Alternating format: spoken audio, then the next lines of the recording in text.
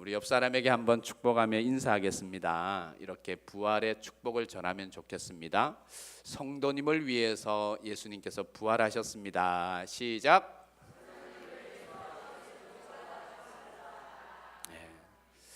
우리 성도님, 우리 개인 한 분 한 분을 위해서 사망 권세 이기시고 예수님께서 부활하셨다는 사실을 명심해야 합니다. 어느 신학교 교수님이 그런 칼럼을 쓰셨어요. 그 칼럼의 제목이 한국교회 부활절 유감 이렇게 쓰셨어요. 그 칼럼 제목이 한국교회 부활절 유감. 그 옆에 이렇게 숫자로 40대 1 이렇게 해놨더라고요. 그리고 그 칼럼의 내용이 즉 이렇습니다. 40대 1이 뭔가? 한국교회 부활절 유감 40대 1. 그런데 그 40대 1이 뭔가? 제가 칼럼을 보니까 이런 내용입니다. 40대 1 무엇을 의미하는 숫자인지 여러분은 아십니까? 한국교회는 사순절은 40일 동안 고난을 묵상하고 십자가를 묵상합니다. 40일 동안 그렇게 하지만 부활절은 단 하루 계란을 나누고 하루 예배드리면 끝이 납니다. 그리고 이런 내용이 있습니다. 예수님의 부활이 없었다면 예수님의 십자가는 단지 유대의 한 젊은이의 안타까운 죽음으로 끝이 났을 겁니다. 이 칼럼을 제가 읽으면서 가만히 생각해 보니까 한국교회는 그렇습니다. 40일 동안 고난은 엄청나게 묵상합니다. 십자가는 묵상합니다. 물론 묵상해야 됩니다. 그런데 부활절은 그냥 하루 이렇게 하고 지나가는 것 같습니다. 그리고 가만히 생각을 해보니까 찬양곡을 받아요. 찬양집에 제목을 봐도 십자가 예수님 고난에 대한 가스펠 찬양은 참 많습니다. 찬송가도 예수님의 고난과 이 십자가의 그 사역 내용에 관한 찬송은 굉장히 많습니다. 근데 부활절에 관한 찬송곡을 꼽으라면 손가락 안에 꼽을 수 있습니다. 그 정도로 부활에 관한 찬송이 작은 것을 느꼈습니다. 또 목사님들의 설교는 십자가 참 많이 선포합니다. 근데 부활에 관한 설교는 부활절 이때 한번 지나가는 것 같은 그런 느낌을 받았습니다. 고린도전서 15장 17절 말씀이 이렇게 기록합니다. 그리스도께서 다시 살아나신 일이 없으면 너희의 믿음은 헛된 것이요 너희가 여전히 죄 가운데 있을 것이라. 그리스도 예수께서 사망 권세를 이기고 부활하지 않으셨다면 우리의 믿음이 헛것이라고 이야기합니다. 아무것도 아니라고 허상을 믿는 것이라고 이야기를 합니다. 우리는 부활의 예수 그리스도를 만나야 될 줄로 믿습니다. 부활주일뿐만 아니라 남은 여생 모든 시간 가운데 부활의 예수 그리스도께서 여러분과 함께하는 은혜가 있기를 바랍니다. 그 부활의 예수님께서 디베레아 바닷가, 이 갈릴리 바닷가 제자들을 찾아오셨어요. 그리고 오늘 이 본문 말씀에 부활의 예수님께서 이 바닷가 제자들을 찾아와서 첫 마디가 무엇인 줄 아십니까? 한번 따라하겠습니다. 크게 한번 선포하겠습니다. 너희에게 평강이 있을지어다. 자, 우리 옆에 계신 성도님에게 평강이 있기를 바랍니다. 요즘은요 가만히 보면 경건, 성숙한 신앙, 깊이 있는 신앙은 목사님이 앞에서 따라하라 그러면 이게 경건인 줄 알아요. 우리 교회는 없습니다. 우리 교회는 저 장로님들이 가장 먼저 하십니다. 이게 얼마나 은혜인지 모릅니다. 저희 교회는 그런 안 따라하는 분이 한 분도 없는데 다른 교회 가면 이럽니다. 저 먹고 이렇게 다 이렇게 봅니다. 경건은요 설교 시간에 아멘 안 하는 것이 성숙한 신앙, 그게 깊이 있는 신앙, 그것이 경건의 신앙인 줄 알아요. 아닙니다. 부활하신 예수님께서 처음 제자들에게 오셔서 하신 말씀이 너희에게 평강이 있을지어다. 반복해서 이야기하십니다. 너희에게 평강이 있을지어다. 부활하신 예수님이 우리와 함께 하면요, 우리에게 평강의 은혜가 넘쳐날 줄 믿습니다. 이 부활의 예수님을 만난 사람들의 모습을 우리가 한번 발견해 보았으면 좋겠습니다. 이 요한복음 오늘 본문 20장에는 처음 예수님의 부활 사건을 확인한 여인의 모습이 등장합니다. 그 여인은 다른 여인이 아닙니다. 막달라 마리아라는 여인입니다. 이 막달라 마리아라는 여인은요, 두 가지 그의 이력, 아주 중요한 이력이 있습니다. 그 하나는 십자가에 예수님이 죽는 끝까지 예수님의 십자가의 고난을 지킨 요한이 끝까지 있지 않았습니다. 제자 12명 중에 요한이 조금 있다가 그도 떠났습니다. 그런데 예수님의 십자가의 죽음까지 끝까지 지킨 몇 명의 여인 중에 한 명이 이 막달라 마리아였습니다. 누가복음도 증언을 하고 있고 요한복음 오늘 읽은 본문 위에도 증언을 하고 있습니다. 예수님의 부활 빈무덤을 처음 확인한 여인은 막달라 마리아였습니다. 예수의 어머니 마리아, 그 이모 마리아가 아니라 막달라 마리아였습니다. 예수님 당시에 마리아라는 이름이 참 흔했습니다. 너무 많은 대부분의 여성들의 이름이 마리아라는 이름이 너무나 많았습니다. 근데 그 마리아 앞에 막달라라는 이 막달라는요, 갈릴리 해변, 그 갈릴리 해변은 갈릴리 호수인데 그 호수가 너무나 커서 갈릴리 바다라고 이야기를 합니다. 그 바다라는 명칭이 있지만 호수입니다. 그 호수를 끼고 동네들이, 큰 동네, 작은 동네들이 이렇게 어우러져 있는데 그 중에 작은 동네 하나가 막달라라는 그런 동네가 있습니다. 옛날에 우리 어르신들, 여자분들 결혼해 오면은 이름을 부르지 않고 저 흥해댁 이렇게 하잖아요. 경주댁, 부산댁이 뭐 이런, 댁이 좀 그런데 그렇게 부르듯이 막달라 마리아, 이 마리아 앞에 막달라라는 뜻은 그 지명 이름입니다. 그런데 여러분, 왜 하필이면 성경에 그 당시에 영향력 있는 사람들이 있었지 않습니까? 그 당시에 경건하다고 인정받는 사람들이 있었습니다. 그 당시에 남자들이 있었습니다. 예수님 당시에 여인들은 이 법정에서 여인들의 증언, 그 여인들이 증언하는 것은 법적인 효력이 전혀 없었습니다. 그들이 아무런 증언을 해도 법적인 효력을, 여인들의 그 증언은 법적인 효력을 받지를 못했습니다. 예수님 당시에도 2명의 성인 이스라엘 남자의 증언만이 이 법정에서 채택이 되었습니다. 또 성경은 기록합니다.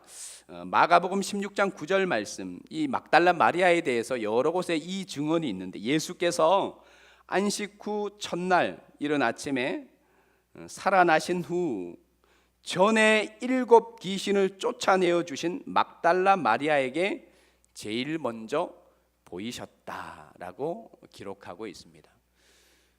그는 7 귀신 들린 여인이었고 성경학자들은 한결같이 그는 창녀였다고 이야기를 합니다. 그 당시에 가장 천대받던, 인정받지 못했던, 그의 말을 믿어주지 않던 그런 여인이었습니다. 왜 하필 그 많은 사람들 가운데 예수님의 빈무덤 부활의 사건을 처음 목격하는 그 사람이 7 귀신 들렸던, 가장 천대받았던 창녀였던 막달라 마리아였을까요? 몇 달 전에 아주 인기리에 방영이 되었던 영화가, 상영이 되었던 영화가 있습니다. 내부자들. 저희 집사람하고 가서 봤습니다. 월요일에. 거기에 안상구라는 그 정치 깡패가 나오죠. 그 정치 깡패가 정치 비자금에 대해서 폭로를 합니다. 그런데 이 안상구라는 이 정치 깡패의 그 비자금에 대해서 이야기를 한 그 나라가 어떤 검사들이, 어느 누구도 그 깡패의 말을 믿지를 않습니다. 왜냐하면 그는 악한 일을 하고 나쁜 일을 하고 거짓말을 밥 먹듯 하게 되어 있는 사람입니다. 7 귀신 들린 여인, 또 그가 그릇된 모습으로 살아가기 위해서는 환경에서 어쩔 수 없이 거짓말을 밥 먹듯이 하면서 아마 막달라 마리아는 생활을 했을 겁니다. 그런 여인의 입에서 예수님의 부활 사건을 처음 성경은 증언을 하고 있습니다. 왜 하필이면 막달라 마리아였을까? 한번 따라해 볼까요? 부활은 사실이기 때문입니다. 누가 증언을 해도 부활은 사실입니다. 근데 오늘 요한복음 말씀을 한번 이 막달라 마리아가 나오는 그 요한복음을 한번 보겠습니다. 20장 9절로 10절 본문을 오늘 본문에서 위로 올라가면 막달라 마리아가 부활의 예수 그리스도를 만나는 장면이 나옵니다. 빈 무덤을 보고 제자들에게 달려갑니다. 그리고 베드로와 이름이 기록되어 있지 않은 한 제자를 불러다가 빈 무덤을 보여줍니다. 자, 9절 10절을 요한복음 20장 9절 10절을 같이 읽겠습니다. 시작. 그들은 성경에 그가 죽은 자 가운데서 다시 살아나야 하리라 하신 말씀을 아직 알지 못하더라. 10절. 이에 두 제자가 자기들의 집으로, 예수님은 12제자에게 3년의 공생활을 같이 이렇게 보내면서 여러 번 반복해서 이야기를 합니다. 광야에서 모세가 뱀을 든 것처럼 인자도 들려야 하리라. 내가 죽은 지 3일 만에 부활하리라. 다시 살아나리라. 예언을 하셨고 이미 몇 번이나 가르치셨고 선포하셨어요. 근데 제자들은 지금 보세요. 그것도 수제자 베드로라고 정확하게 이름이 기록되어 있고 또 한 제자가 빈 무덤을 보고도 예수님께서 살아생전에 하셨던 말씀을 기억해내지 못하고 있습니다. 그들이 어디로 갔다고요? 집으로 가버렸대. 저 지방 갈릴리로 내려가서 고기 잡는 일을 갔다는 거예요. 어떤 제자는 엠마오 자기 고향으로 내려갔다는 거예요. 빈 무덤을 보고도 그냥 갔대요. 예수님께서 하신 말씀이 있는데. 또 하나, 이 막달라 마리아가 한 그 모습을 통해서 오늘 중요한 사실을 제가 하나 깨달은 것이 있습니다. 20장 11절을 보십시오. 20장 11절을 같이 읽겠습니다. 시작. 마리아는 무덤 밖에 서서 울고 있더니 울고 있다, 울면서, 이 헬라어 단어가 클라리오라는 단어입니다.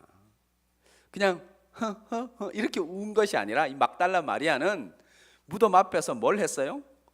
통곡을 했. 어떻게 아세요? 야, 이제는 뭐 헬라어를 목사님도 잘 알지 못하는 헬라어를 계속해서 이야기를 하니까 성도님들이 그냥 단어 해석을 다 하셔요. 그냥 이렇게 운 게 아니라 그냥 통곡을 한 거예요. 막달라 마리아가 무덤 앞에서 왜 통곡을 할까요? 왜 통곡을 했을까요? 예수님의 시신이 없어졌기 때문이에요. 이 막달라 마리아의 눈물 통곡은요, 무지에서 오는 통곡이에요. 제가 이 본문을 가만히 묵상하면서 오늘을 살아가는 우리들 때로는 눈물 흘리고 통곡하잖아요. 자, 막달라 마리아의 경우를 보세요. 빈 무덤, 이것이 축복이에요, 슬픔이에요? 축복이에요. 그 빈 무덤은 부활이에요, 죽음이에요? 부활이에요. 그 빈 무덤은 시신이 없어진 거예요, 아니면 승천한 거예요? 아니, 부활한 거예요?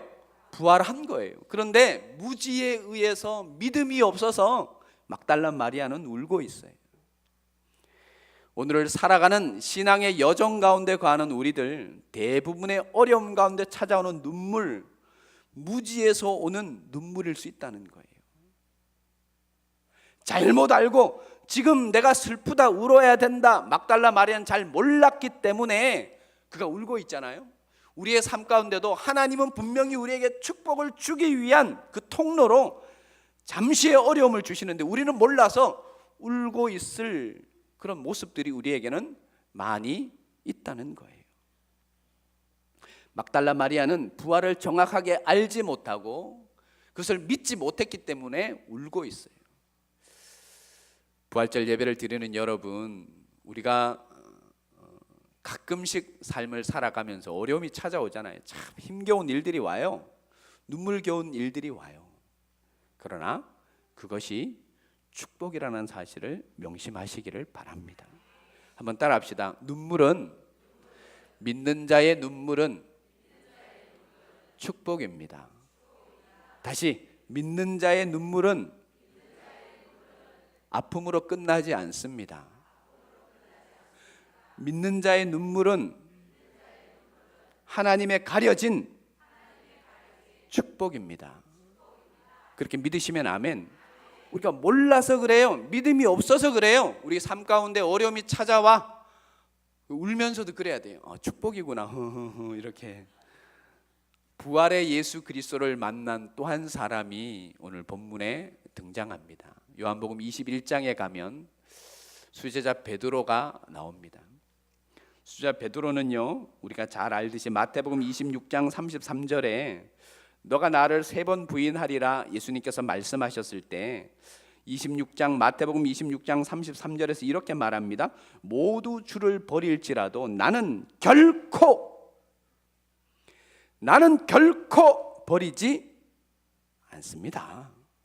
확신에 찬, 베드로는 참 확신에 찬 그런 말을 하고 있습니다. 모두 주를 버릴지라도 나는 결코 버리지 않습니다. 더 디테일한 그런 말씀이 있습니다. 누가복음 22장 33절은 이렇게 기록합니다. 그가 말하되 너가 나를 3번 부인하리라. 닭 울기 전에 3번 부인하리라 예수님께서 말씀했을 때 베드로가 이렇게 누가복음 22장 33절에 이렇게 말했습니다. 그가 말하되 주여 내가 주와 함께 오게도 죽는 데에도 가기를 이미 내가 각오했대요. 예수님께서 십자가에 못 박히기 얼마 불과 하루가 아닙니다. 그 얼마 전에 하루가 미처 되기 그 시간 전에 각오했다, 결단했다. 내가 예수님과 함께 오게도 가고 죽는 자리에도 간다라고 이야기를 합니다. 오늘 부활주일이라 자꾸 따라하겠죠. 마지막으로 한번 따라하겠습니다. 그것이 인간입니다. 우리도 그런 모습입니다. 우리의 삶, 우리의 신앙 결단하고 고백하고 결심하고 작정하고 우리가 용기를 내지만 우리도 베드로와 같은 이 모습입니다. 하루가 지나지 못해서 계집아이 앞에서 욕하고, 성경은 기록합니다. 예수를 욕했대요. 가만히 있어도 되는데 너가 잘못한 거야. 몰라. 그래서 자꾸 너 맞다 이 계집아이가 계집아이라고 이야기를 해요. 그 힘없는 계집아이가 너 맞는데 그러니까 베드로가 뭐라 그래요? 아닌데 이러고 그냥 있었으면 되는데 자기의 이 위증을 더 확실하게 증거하기 위해서 예수를 뭐 했다고요? 저주하고 욕했대요. 그게 사람이에요. 오늘 예수를 믿노라 막 그러지만 내일까지 안 가요. 오늘 잠깐 이후에 뭔 어려움이 있으면 우리는 씁쓸해하고 어려워하고 그런 것이 우리 사람의 모습입니다.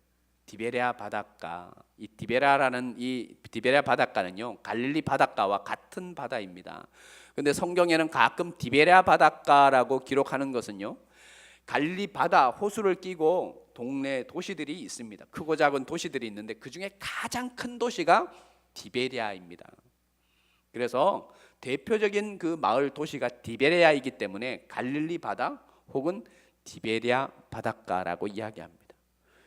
부활하신 예수님께서 베드로를 만나시죠.